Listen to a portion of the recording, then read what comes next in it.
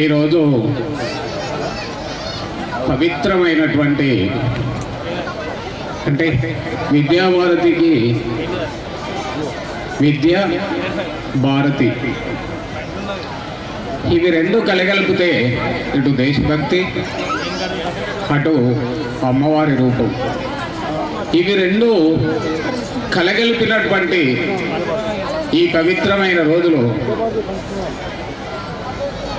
ఈ వేడుక జరుపుకోవడానికి కారకులైనటువంటి ప్రతి ఒక్క తల్లిదండ్రికి నాకు సహకరించినటువంటి 25 సంవత్సరాల ప్రయాణంలో అంటే 30 సంవత్సరాలు ఎడ్యుకేషన్ ఫీల్డ్లోకి వచ్చి ఆ 30 సంవత్సరాల ప్రయాణంలో సహకరించినటువంటి ప్రతి ఒక్కరికి కూడా పేరు పేరున ధన్యవాదాలు చేస్తూ ఈ సభాముఖంగా ఒక చిన్న రిక్వెస్ట్ సార్. నా గురించి చాలా మందికి ఒక కుతూహలం అయితే ఉంది. అసలు ఏంటిది ఈయన ప్రవర్తన, అసలు ఈయన ఏంటిది ఎవరికి అర్థం కాదు. ఈయనే అర్థం చేసుకోవడానికి అసలు మనం ఎంతోమంది ఎన్నో విధాలుగా ఎన్నట్టు ప్రయత్నం చేస్తున్నారు. ఈయనకి అసలు సుఖం అంటే తెలుసా? ప్రత్యక్షంగా నన్ను ప్రశ్నించిన వాళ్ళు ఉన్నారు. దాన్ని అంతటికి పంచుకోవడానికి మీ ముందుకు ఇవాళ వచ్చాను. మొదలై పెద్దలు కోదండరాం సార్ని ఒక 10 నిమిషాలు నాకు టైం ఇవ్వండి సార్ అని పర్మిషన్ తీసుకున్నాను. అలాగే ఇటువంటి ఏంటి ఈరోజు మా ఈ కార్యక్రమానికి విచ్చేసినటువంటి పెద్దలు కోదండరాం గారికి, అదేవిధంగా నాకు జీవితాన్ని ఇచ్చినటువంటి సింగరేణి కంపెనీకి ఒక ఆఫీసర్ అయి మా ముందుకు వచ్చినటువంటి నేను ఒక కంపెనీలో కార్మికుడనై ఆ తర్వాతనే ఈ ఫీల్డ్కి వచ్చాను.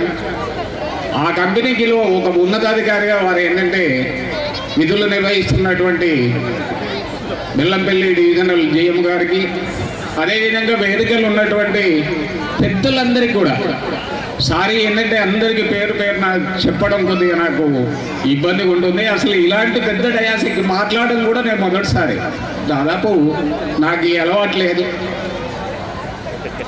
అయినా మాట్లాడనే ప్రయత్నం చేస్తాను. ముందున్నటువంటి పెద్దలకు, అదేవిధంగా నన్ను ఇంతకాలం నన్ను ఆదరించి నన్ను ముందుకు నడిపించినటువంటి పోషక మహాశయులకు అందరికీ కూడా పేరు పేరున ధన్యవాదాలు తెలియజేస్తూ ఈ కార్యక్రమాన్ని కవర్ చేయడానికి విచ్చేసినటువంటి పత్రికా విలేకరులకు, అదేవిధంగా ప్రింట్ మీడియా, ఎలక్ట్రానిక్ మీడియా ప్రతి ఒక్కరికి కూడా పేరు పేరున ధన్యవాదాలు తెలియజేస్తూ, అదేవిధంగా మాకు సహకరించినటువంటి మా యొక్క కుటుంబ సభ్యులుగా భావించి ఈ మా సంస్థ అనేటువంటి భావనతో పనిచేసినటువంటి డ్రైవర్లు, క్లీనర్లు, వాయమ్మలు, చిన్న స్థాయి నుండి పై స్థాయి వరకు ఉన్నటువంటి మాకు తోడ్పాటునిచ్చినటువంటి ప్రతి ఒక్కరికి పేరు పేరున ధన్యవాదాలు తెలియజేస్తూ, ఒక్క 5 నిమిషాలు సార్ నా గతాన్ని ఒక్కసారి మీ ముందు పెట్టాలనే కుతూహలం ఉంది. దయచేసి నాకు మరొక్కసారి అనుమతి ఇవ్వాలని. సార్ నాది హుజురాబాద్ దగ్గరే, కరీంనగర్ జిల్లా హుజురాబాద్ దగ్గర ఉన్నటువంటి కాట్రపల్లి అనేటువంటి ఒక విలేజ్ సార్ నా జన్మస్థలం. 1953 ఏప్రిల్ 10వ తారీఖున నేను కాట్రపల్లి అనే గ్రామంలో, మా నాన్నగారు పేరు నారాయణరావు, మా అమ్మ పేరు యశోదమ్మ, ఆ పుణ్య దంపతుల కడుపులో 10వ సంతానంగా. దురదృష్టం ఏంటి అని అంటే 10వ సంతానం అనగానే పెద్ద కుటుంబం అనుకుంటున్నారు. కానీ ఎంత దురదృష్టం ఉంటుంది అని అంటే వాళ్ళెవరు కూడా జీవించలేరు. అది జన్యుపరమైన లోపము ఇంకే కారణం కానీ వాళ్ళందరూ కూడా పుట్టినాక 1 సంవత్సరం 2 సంవత్సరాల లోపే గతించేవారు. ఊళ్ళో మాత్రం మా తాతయ్యకి ఒక మంచి నేమ్ ఉండేది, క్యాస్ట్ వెల్మ, అందులో రాసవెల్మ. రాసవెల్మ అంటే మా వెల్మ క్యాస్ట్లో 2 వర్గాలు ఉన్నాయి, 2 కులాలు ఉన్నాయి. ఒక్కో కులం ఒకటి ఉంది, అది ఏకులెల్మ అని, రాసవెల్మ అని. ఈ రాసవెల్మ లక్షణాలు ఏంటంటే నాకు తెలిసినంత వరకు వాళ్ళకి తొడ మీద కనుక నిప్పు పడితే వాళ్ళు తీసుకోలేరు. అరే మళ్ళీగా వచ్చిన తొడ మీద నిప్పు పడ్డది తీయమనేటువంటి ఆలోచన. అంటే ఇంకొకరి మీద ఆధారపడి వారి యొక్క కష్టార్జితాన్ని ఏంటంటే తీసుకుంటూ జీవించడం అనేది వాళ్ళ లక్షణం అని నేను అవగాహన పరుచుకున్నాను. రెండో వర్గం శ్రమపడి కష్టపడి కుటుంబం అంతా కూడా ఏంటంటే కష్టపడి ఏంటంటే డెవలప్ అయింది. ఆ యొక్క రాస వెలుమలో అంటే వెలుమ కుటుంబంలో పుట్టి దాదాపు మా తాతగారు మా నాన్నగారికి ఒక 75 ఎకరాల భూమి ఇచ్చారు. నేను దాదాపు ఏంటంటే 12వ సంవత్సరం నాకు వచ్చే వరకు మాకు మిగిలింది 3.5 ఎకరాలండి. ఏమైంది ఇది అనంటే సమాధానం ఎవరు చెప్పలేని పరిస్థితి. కారణం ఏంటి అనంటే నేను పని చేయాలా, అసలు నేను పని చేయడం ఏంది, ఎవడో వచ్చి చేస్తాడు కదా అనేటువంటి ఒక భావనతోని ఒక నిర్లక్ష్య ధోరణితోని వ్యవసాయాన్ని నమ్ముకున్న కుటుంబం కన్నతల్ల లాంటి ఏంటంటే వ్యవసాయ భూములు అన్నిటి కూడా సంవత్సరానికి ఇంత అమ్ముకుంటూ లాస్ట్కు నేను 10th అంటే తెలంగాణ మలిదశ ఉద్యమం 69-70 హుజురాబాద్లో హై స్కూల్లో చదువుతున్నటువంటి సమయంలో అంటే 68-70లో తొలిదశ ఏంటంటే తెలంగాణ ఉద్యమం వచ్చింది. ఆ రోజు నేను 8th పాస్ అయి 9th వచ్చినటువంటి సమయం. 69-70లో ఎస్ఎస్సి నుండి హెచ్ఎస్సి నుండి ఎస్ఎస్సికి వచ్చినటువంటి అంటే విద్యా ప్రమాణాలలో కూడా మార్పులు చేసింది అప్పుడు గవర్నమెంట్. అంతకుముందు హెచ్ఎస్సి ఉండేది, ఇంటర్మీడియట్ను పీఈసీగా ఏంటంటే మా సంబోధించేది. ఆ ఎస్ఎస్సిని అది హెచ్ఎస్సిని ఎస్ఎస్సిగా మార్చిండు. ఇంటర్మీడియట్ ఏమో ఏంటంటే మనకు పీఈసీని ఇంటర్మీడియట్గా మార్చిండు. అదే సందర్భంలో ఏంటంటే తొలిదశ ఉద్యమం 69-70లో వచ్చినప్పుడు మొత్తం ఏంటంటే అది ఉద్ధృతమైనటువంటి ఏంటంటే ఉద్యమం మొత్తం విద్యార్థులే దానికి ప్రాతినిధ్యం వహించినటువంటి సందర్భం. అప్పుడు రాజకీయ నాయకులు కానీ ఎవరు కానీ పెద్దగా పండించుకున్న సందర్భాలు చాలా తక్కువ. ఆ సందర్భంలో కుటుంబ పోషణ భారమైంది. అంటే ఇంట్లో పరిస్థితులన్నీ దిగజారిపోయి తుదకి ఏంటంటే రేపేం తిందామా అనేటువంటి పరిస్థితి వచ్చినటువంటి సందర్భంలో ఒక విచిత్రమైనది ఏంటంటే తల్లిదండ్రులు కానీ వారసత్వంగా వచ్చినటువంటి కొన్ని లక్షణాలను నిందించొద్దు. కానీ మా తాతగారికి 150 ఎకరాలు ఎలాగైతే భూములు ఆస్తుపాస్తులు ఉండేదో 12 తాటి చెట్లు కూడా ఫ్రీగా ఏంది అంటే వారికి వినాముగా ఇచ్చారు మా ఊరి గౌడ సంఘం అంతా కూడా కలిసి. ఆ 12 తాటి చెట్ల నుండి వచ్చేటువంటి దాన్ని ఫ్రీగా వాళ్ళు పెద్దగా ఊరికి పెద్ద కాబట్టి వారికి ఏంటి అంటే ఉదారంగా అది రోజు ఏంటి అంటే ఇంట్లో పొందుతూ ఉండేది. తెల్లగల నేను ప్రత్యక్షంగా చూశాను. ఇంటి వరకు వచ్చేది. అది మాత్రం లేకుండా ఒక్క రోజు కూడా ఏంటంటే ఇంట్లో అయితే ఉండేది కాదు. అప్పుడు ఏంటి అంటే మెల్లమెల్లగా ఆలోచన మొదలైంది. అసలు 75 ఎకరాల నుండి ఈ చిన్న అమౌంట్ అంటే దాదాపు 3 ఎకరాలకు రావడానికి కారణం ఏంటి అంటే ఒకటి నిర్లక్ష్యం. ఏదైతే నువ్వు వృత్తిని ఎన్నుకున్నావు ఆ వృత్తిని నిర్లక్ష్యం చేయడం వల్ల వచ్చే పరిణామం విధంగా ఉంటుందని ఆ చిన్న వయసులో నాకు అప్పుడు దాదాపు 16 నుండి 18 సంవత్సరాల వయసు ఉంటుంది. ఆ వయసులో గ్రహించాను. రెండవది ఏంటంటే నేను తీసుకున్న సీరియస్ నిర్ణయం ఏంటంటే ఆ రోజు నుండి ఎటువంటి పరిస్థితుల్లో ఈ మత్తు అనే దోలికి ఈ జీవితంలో వెళ్ళకూడదు అనేటువంటి ఒక దృఢమైనటువంటి కఠినమైన నిర్ణయాన్ని ఏంటంటే ఆ రోజు పొందుపరుచుకోవడం జరిగింది. దాన్ని ఫాలో అవుతూ ఈరోజు నా కుటుంబాన్ని ఒక ఆదర్శప్రాయమైనటువంటి కుటుంబం మార్చుకోవడానికి అని వేదిక అయిందని సార్ నేను గడ్డాపదంగా చెప్తాను సార్. నాకు కానీ నా తమ్ముళ్ళకు కానీ నా పిల్లలకు కానీ ఈ రోజు వరకు మందు అనే దాన్ని నేను ముట్టుకొని ఇవ్వలేని వాతావరణాన్ని కల్పించానని గర్వంగా చెప్పగలుగుతాను సార్. అది నేను జీవిస్తున్నటువంటి విధానం కావచ్చు, నేను పడుతున్న శ్రమ కావచ్చు, నేను వాళ్ళకి ఇచ్చినటువంటి సలహా కావచ్చు, ఏదైనా కానివ్వండి, ఎటువంటి పరిస్థితుల్లో నా కుటుంబంలో దానికి స్థానం లేదు అనేటువంటి ఒక వాతావరణాన్ని మాత్రం కల్పించగలిగాను. రెండోది సార్, శ్రమనే నమ్ముకోవాలి. ఏ పనినైనా అది ఆటో కావచ్చు, వ్యవసాయం కావచ్చు, ఏదైనా కానీ నిబద్ధతోనే పనిచేయాలి తప్ప దాన్ని ఎవరో చేస్తారు ఏదో అనే వ్యాపకం కొరకోనే ఏదో విధంగా ఏంది అంటే చేయాలని లేదు.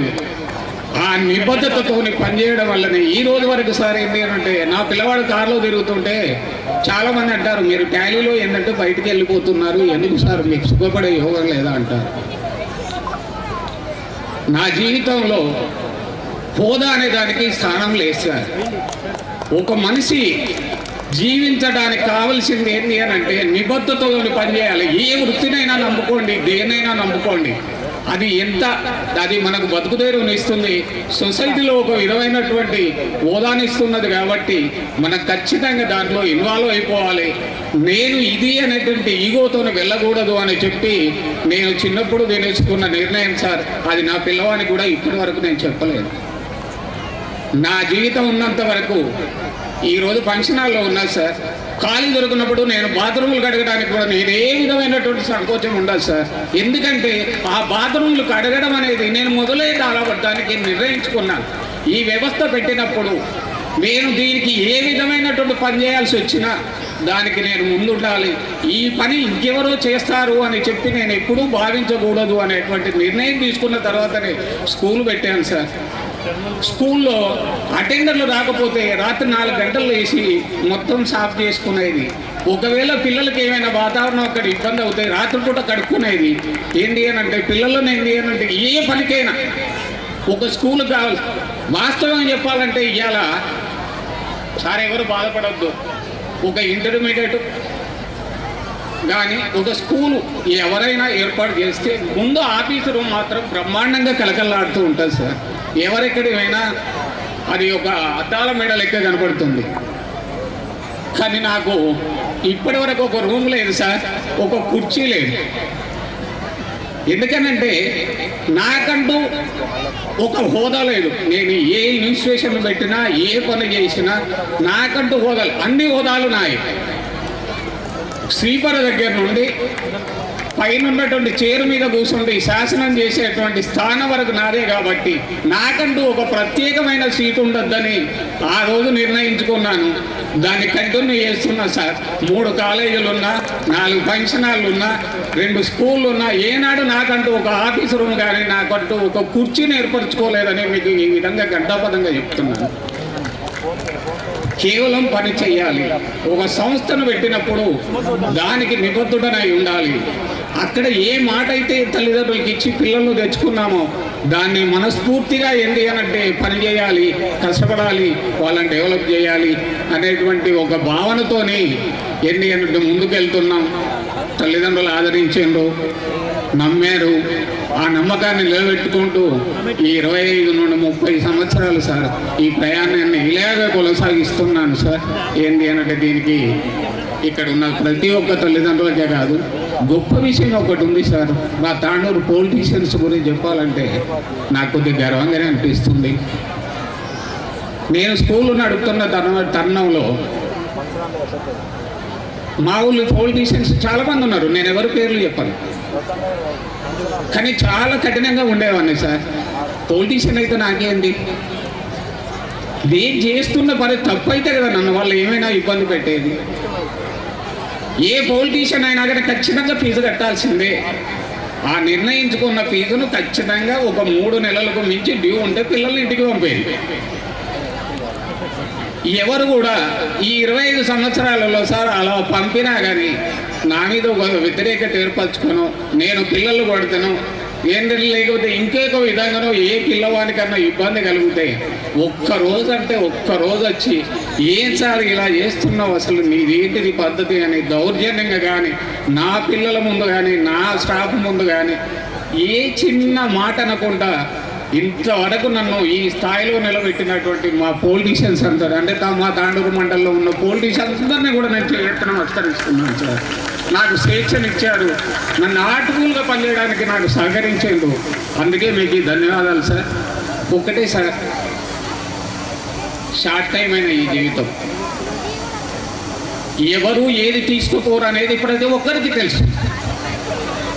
ఈ చిన్న జీవితాన్ని ఏదైతే నాకు ఆశ్రయం ఇచ్చి నన్ను ఇంతవానే చేసినటువంటి ఈ తాండూరుకి అంకితమని మరొకసారి మీకు తెలియజేస్తూ, నేను సంపాదించినటువంటి ప్రతి రూపాయిని కూడా ఈ రోజు వరకు తాండూరు పొలిమేరను దాటవివ్వలేదని కూడా ఘంటాపథంగా చెప్తాను సార్. మీరు ఇచ్చిన ప్రతి రూపాయిని పొదుపు చేస్తూ మీ ఊళ్ళోనే ఇంకొక వ్యవస్థను ఏర్పాటు చేస్తున్నాను. ఒక ఫంక్షన్ హాల్ కావచ్చు, లేకపోతే ఒక స్కూల్ కావచ్చు, మొన్న కట్టినటువంటి ఏంటి అంటే ఏదో ఒక సోషల్ వర్క్ కావచ్చు. కానీ నా కొరకు దాచుకోవడం, ఇంకో ఊళ్ళో దొంగచాటుగా ఒక ప్రాపర్టీని కొని ఏంటి అంటే దాన్ని మీకు తెలియకుండా చేయడం అనేది నాకు ఇప్పటి వరకు ఏంటి అంటే అలవాట్లేదు.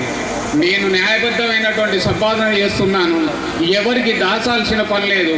ఈ ఇచ్చినవన్నీ కూడా ఈ తాండూరు చుట్టుపక్కల ఉన్నటువంటి ప్రజలు ఇచ్చిన సొమ్మే తప్ప నేను ఇక్కడి నుండి పట్టుకురాలేదు అని గంటాపథంగా చెప్పగలుగుతాను సార్. నేను పోయేటప్పుడు కూడా ఏం తీసుకుపోను.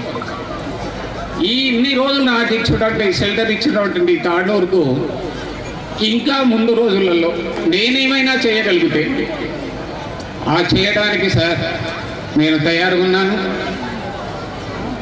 ఈరోజే నేను ఒక నిర్ణయం కూడా తీసుకున్నాను. ఏంటి అనంటే బాబు ఏంటి అనంటే అంతకుముందు యూకేలో ఉండేది. పెద్దబాయి మీకు తెలుసు, శ్రవణ్ ఏంటంటే చాలామందికి తెలుసు సార్. నా పెద్దబాయి ఏంటి అనంటే యూఎస్లో గ్రీన్ కార్డ్ హోల్డర్గా ఉంటున్నాడు. ఇవి డెవలప్ అవుతున్న టైంలో ఏ తండ్రి అయినా కోరుకునేది ఏంటంటే తన నుండి వచ్చినటువంటి తను సంపాదించిన దాన్ని తన పిల్లలు అనుభవించాలి, ఆ పిల్లలు ఏంటంటే ఇంకా ఎదగాలి, దాన్ని బేస్ చేసుకోవాలని ఏ తల్లిదండ్రులైనా కోరుకుంటాడు. అందులో నేనేం అతిథిని కాదు. ఈ చిన్నబ్బాయి కూడా యూకేలో ఉన్నప్పుడు వారు నేను ఒకటే ఇద్దరు పిల్లలు బై ఫోన్లో ఏంటి అంటే అన్నాను, బాబు వయసు మీద పడుతుంది, ఎన్నడైనా మీరు నా యొక్క నేను ఏదైనా చేసిన దాన్ని బే చేసుకొని మీరేదైనా ఈ స్కూళ్ళను కానీ ఇవి కానీ నిర్వహించాలని మీకు కనుక ఆపేక్ష ఉంటే ఎవరు వస్తారో చెప్పండి.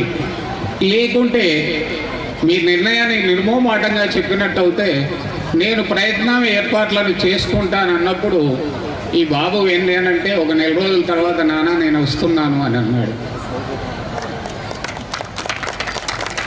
నాకు నమ్మకం లేదు సార్. 3 నెలలు ఒక వరంగల్లోనో అనగొండలో రెసిడెన్షియల్ స్కూల్లోనో లేకపోతే ఏంటి అని అంటే చిన్నపాటి ఉద్యోగం పూటమందం ఆదాయం వచ్చేటువంటి ఒక చిన్న ఉద్యోగం చేసినటువంటి వాడు కూడా ఏంటి అని అంటే మళ్ళీ లోకల్కి వచ్చేది అంటే ఈ రిస్క్ జాబ్, ఇది వాస్తవంగా ఎంతో రిస్క్తో కూడుకున్నటువంటి జాబ్ను నిర్వహించడానికి ముందుకు రాదు. వాస్తవంగా నేను నమ్మలేదు సార్. వీళ్ళను ప్రతి నిమిషం అబ్జర్వ్ చేసేది, వీళ్ళు ఎప్పుడు వెళ్ళిపోతారా, రాత్రికి రాత్రి మూట కట్టుకొని పోతే నేనే పోవాలి. అసలు ఏంటి అంటే వీళ్ళు రాకున్నా బాగుండు, వచ్చి మాత్రం పోవద్దు దేవుడు అని. అంతకుముందు ఏ దేవుణ్ణి మొక్కని నేను ప్రతిరోజు మొక్కుకుంటూ ఉండేది, బాబు ఇక్కడే ఉండాలి, వీళ్ళు ఇలాగే ఉండాలి ఏంటి అంటే ముందు అని సార్. ఆ దేవుడిచ్చిన వరం సార్ నాకు. నా కొడుకు నన్ను అర్థం చేసుకొని ఈ రోజు వరకు కూడా నాకు చేదోడు వాదోడుగా ఉంటూ నా యొక్క ఈ వ్యవస్థలు నేను ఏర్పాటు చేసిన వ్యవస్థలకు దాన్ని నిలుపుతూ నేను గర్వంగా చెప్తాను సార్. ఇవాళ తాగుబోతుల తెలంగాణ సార్, నేను ఓపెన్గా చెప్తాను సార్. ఈ తాగుబోతుల తెలంగాణలో కూడా ఈ రోజు వరకు నా కుటుంబం మందంటే ఏదో తెలియకుండా కూడా వీళ్ళకు సొసైటీ లేదంటే హై సొసైటీ ఉంది. దానిలో తలమునకలయ్యేటువంటి వ్యక్తుల ద్వారా కూడా ఎన్నట్టు వీళ్ళకు పరిచయాలు ఉన్నాయి. కానీ ఈ రోజు వరకు కూడా నా పెద్ద కుమారుడు కానీ, నా తమ్ముడు కానీ, నా చిన్న తమ్ముడు కానీ, నా పిల్లలు కానీ దాని జోలికి వెళ్ళకుండా ఒక సొసైటీలో ఒక గౌరవప్రదమైనటువంటి మేము ఒక వ్యవస్థ నడుపుతున్న వాళ్ళకి ఆదర్శంగా ఉండాలని చిన్నప్పుడు చెప్పిన మాటలకు కట్టుబడి దీన్ని నిర్వహిస్తున్నటువంటి మా శరత్కు నేను మనస్ఫూర్తిగా వారిని అభినందిస్తూ వారికి తల్లిగా నేను గర్వపడుతూ నన్ను ఇంత స్థాయికి ఇచ్చినటువంటి పెద్దలందరికీ కూడా అంటే ఈ పేరెంట్స్ అందరికీ కూడా మరొక్కసారి ధన్యవాదాలు తెలియజేస్తూ నేను ముగిస్తున్నా సార్.